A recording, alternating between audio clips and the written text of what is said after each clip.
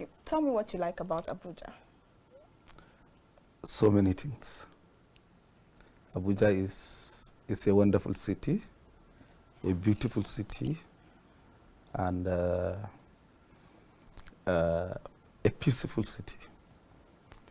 Because when you're coming from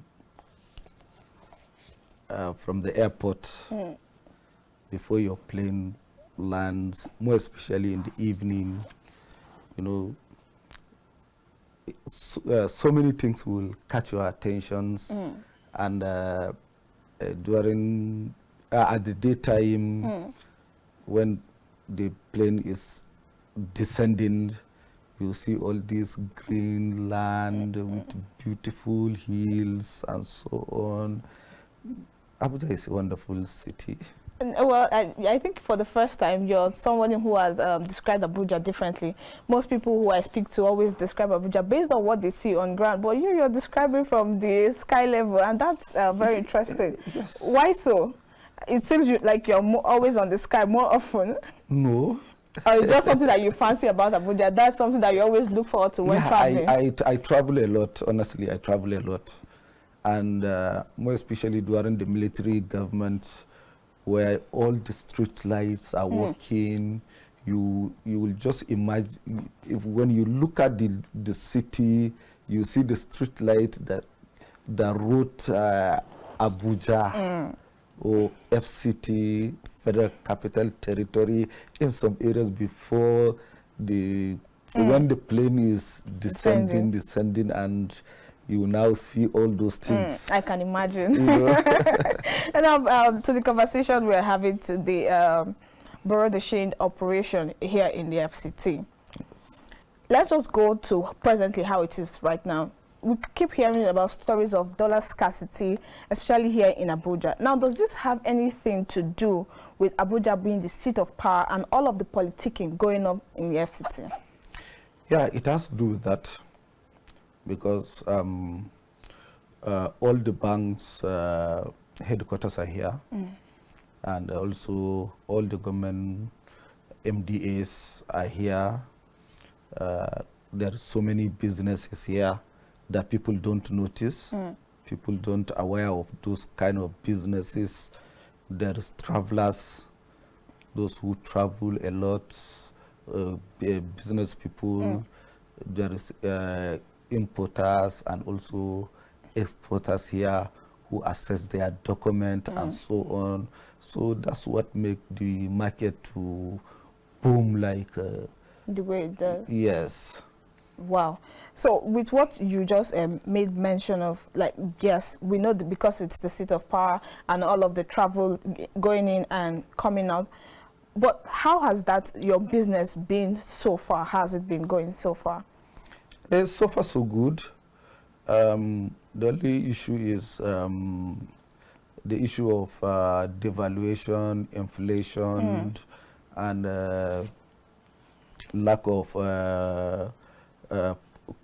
policy, inconsistency of policies of government. Okay. Yeah, most of the government policies have somersaulted, like the CBN governor who introduced so many policies that somersaulted. When there is a floating market dollar, there is what they call it again, they have flexible market, and all those kind of terminologies in order to stable the naira has consistently failing, and the CBN don't go back and do its research or homework. Why did this policy failed, or why must we devalue our naira while our economy is steady and so on? But you know, when you have a inconsistency policy, definitely things will go out of hand. So they need to be proactive. They need to be very objective of what they are doing. If they really like the broad change market and the foreign exchange market to be stable and to be good for business and more especially for those importers and exporters, tourism. You know, people used to forget that even tourism used to bring so much of money. True. You understand? But you know, Abuja is not so much invested in tourism right now. Yes, there is a deficit on that. We know, but the little what we have, we know what we realize in that tourism sector, and also the markets, all those big markets that more especially, for example, those gold market in Wuse market and Garki and so on. They also contribute to the growth of BDC. Okay. Despite that, the CBN has stopped giving the BDCs the forex they are giving to the banks. With time, they will stop with the banks. They will come back to BDCs. Those are the inconsistency that is affecting the business. But people will now blame. Will keep blaming the marketers. Will keep blaming the BDC operators and so on. And, you know. But don't you think the BDC operators had their own shortcomings in dealing or in their dealings or in their businesses that brought about all of these CBN policies? Yeah, you see, if CBN want to cut the parallel market, it's very simple. You don't create two price, dual price. Just make one price for everybody. But a dollar is selling at different prices at different places. For the banks, for the broad change, for the importers, for exporters, for tourists, for everybody. Let a level playing field in the market be, you know, like we used to see in other developed countries. So if there is a stable, one unique price or unified price from the central bank, your profit, this is what we are selling, this is what you are. This is what we are going to sell for you, and this is what you are going to sell. Yeah. You buy from us, you sell from to the marketers. So this is your profit. This is your charges, COT, and bank charges, even CBN charge. You understand? So if you match the prices together, you see that you have a one common price that everybody will buy. Let's say $1, people will buy at the rate of 500 and 411. The way the central bank pegged the official rate. You understand? There is nothing like the creation of interbank price gave room to the parallel market. Okay. That's how it is. So there was even a time where they said even the banks can also register and operate as BDCs, and it has failed because the banks are also manipulators of the market. It's only the BDCs that are running the market for profit and benefit. But those who are manipulating the market are I'm sorry to say, are financial institutions and other institutions. Everybody knows that. And they need to unify the price. Let us have one price. But that dual price, honestly, it will keep giving Naira pressure and pressure and pressure. at the end of the day, the Naira will not wake up. Okay, because most times a lot of people always pull all of this to forex traders and BDC operators. Now, recently, I think a few weeks ago, after the announcement of the Naira redesign, we had that EFCC operatives arrested some BDC operators. What was that story about? Do you have any details as to what happened there? Yeah, a lot happened. But honestly, EFCC has no business in Bureau de Change affairs. But it's a financial crimes commission. It's a financial crime commission, but BDCs are registered financial institutions. You understand? Yeah. And recognized by the law, created by the law. You understand? And if there is any, the only thing you will investigate in the line of BDC, maybe let me put it this way, money laundering, you know. So in terms of money laundering, BDC are given limit of the money of the forex they will buy and they will sell. Daily or weekly or monthly? There is weekly, there is monthly. Okay. So in that situation, a BDC owner follow the rules. We do make returns.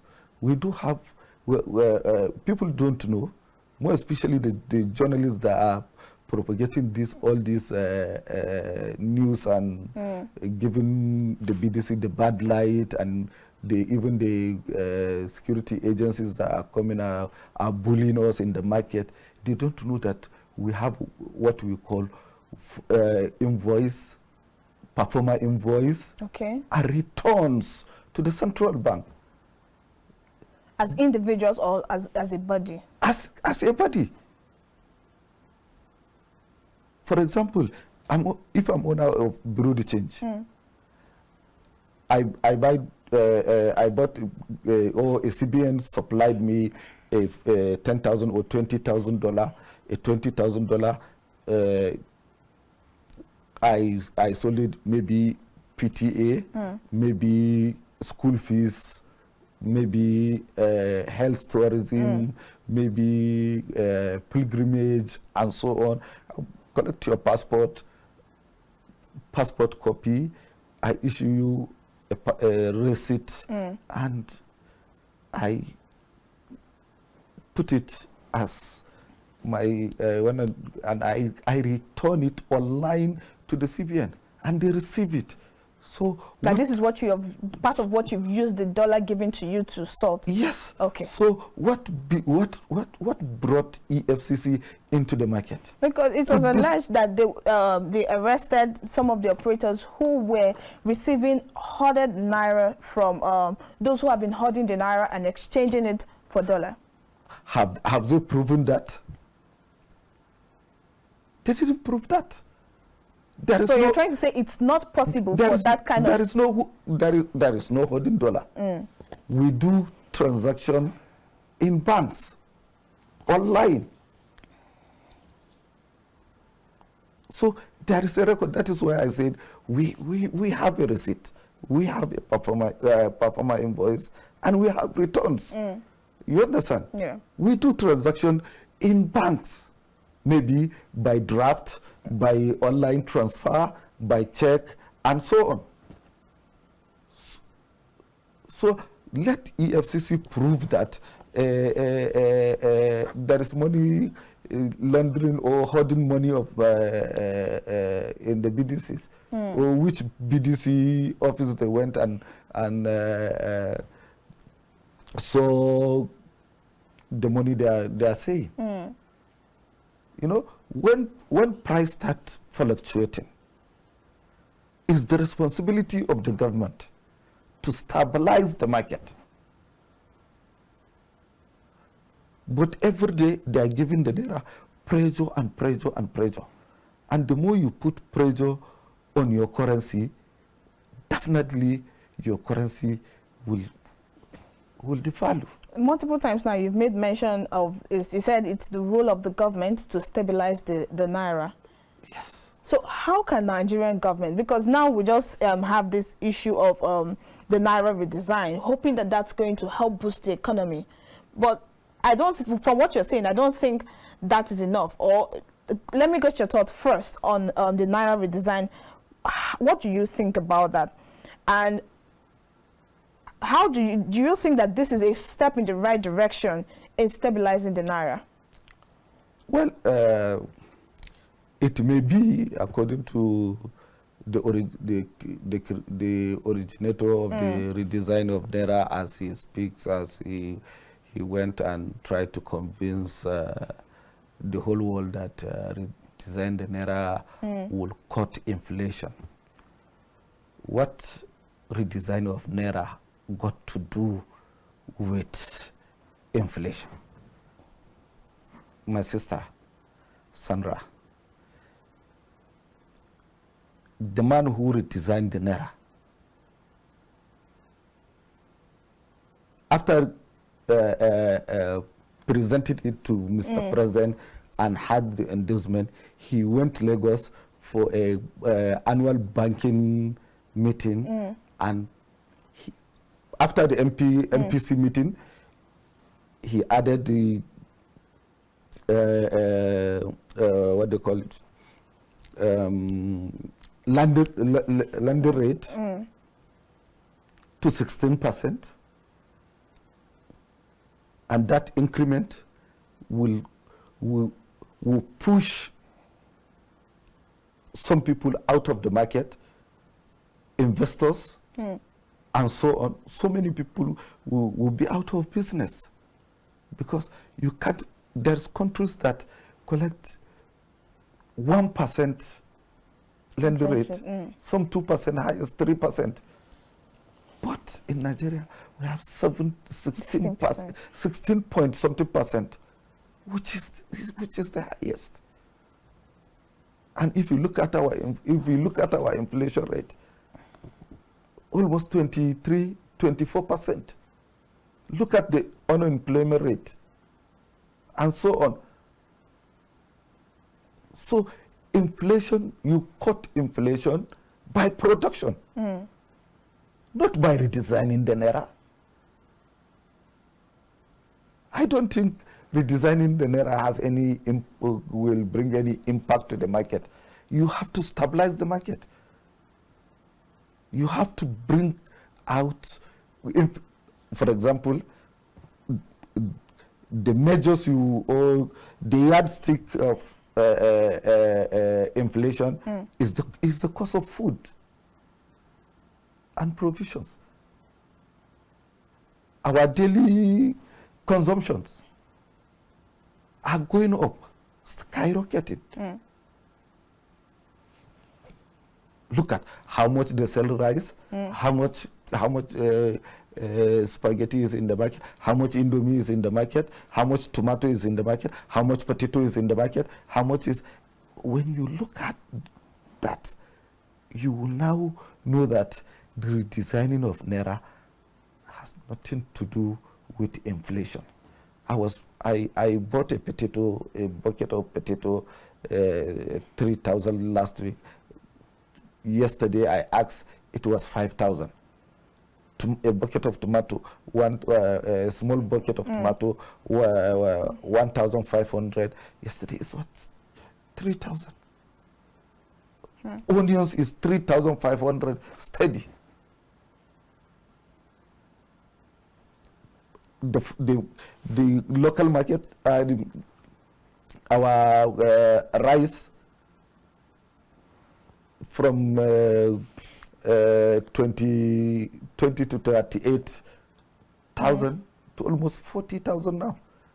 The Polish rice is almost 50 to 60,000. Some are even saying it may go up to 70,000 before Christmas. So these are the things. Until you suppress your local consumption, you stabilize it, then you cut that's how you cut inflation. And you open your doors, your borders, so that many people will come in and invest. Before, we used to have foreign direct investors. Today they are no longer here. We have manufacturers, and all of them left. Some are in Ghana, some are in Cotonou, some are in so many countries. They left Nigeria. You understand? There is no infrastructure, there is no electricity, no good roads, you know. So the pumping of hoarded naira back into the market has nothing to do with boosting the naira, because that's what the federal government is saying they are doing. They are taking hoarded naira from wherever it is that people are hoarding them, politicians are hoarding them. They want to take it and return it into the system. That's why they want people to return the monies that they have. So what you're trying to say is this would not in any way boost the economy. If they said they would redesign naira to fight corruption, we'll agree with them. All of us will be happy. You will be happy. I will be happy. Corruption is also one of them. You understand? Yes. But to say that it will reduce or it will cut the inflation, that's why we disagree. That's why we disagree. So has this in any way affected your operations in the BDC? It hasn't affected anything, because we buy, we sell, we don't hoard, we don't keep, because we run our business on tons over. People don't know. Okay. We sell on turnover.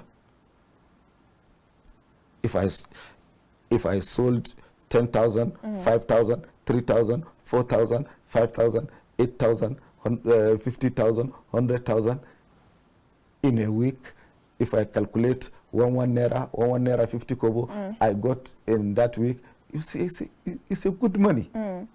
So we run on turnover. Okay. But when you hoard, it crash, it falls. You've lost for the week. Yes. I didn't make anything. And the bank is charging you. You pay rent, and so on, school fees of your children, and so what are you holding? A BDC or forex operator has nothing to do with hoarding. But what of in situations whereby speculations or it is expected that naira, let's say for instance, it's expected that dollar is to rise. So in such situations, you don't still hoard? Because we don't hoard because we don't believe in speculations. Okay. Because those who are speculating, most of them, they even don't know how the market operates. You speculate what you know. But you can't speculate what you don't know. You can't speculate what you don't have. You understand? Yeah. Is when, for example, if we have, let's say, we bought like $1 million, $2 million a week, then you will now say, the demand, the supply is much, so it may probably crash. When the demand is so high and the supply is low, definitely you will now know that it will sharply change price. You understand? And yes. which is normal. If you look at the world forex, is all over the world, even in the Wall Street, in what they call in many advanced countries, it's normal. And even the speculators, most of them are the bankers. Are those who call themselves consultants. But there are people who trade forex. They trade, but they don't have the market on ground. You trade according to the world market, but we will trade according to our Nigerian market. Okay. So we don't speculate. Even that Aboki forex that was speculating, when the CBN now they have to shut his website down because it's causing panic. Okay. You understand? Yes. You know, now dollar is going down, Naira is going up, but people don't know the reason. All those diaspora people, they have started sending the dollar to Nigeria. They have started coming back with the dollar, and they start changing. So they are selling it now. You hardly, before if you sit in your office, you will have like 5 sellers before you see 1 buyer. Currently. Currently. And this trend will go on till December to the end of January.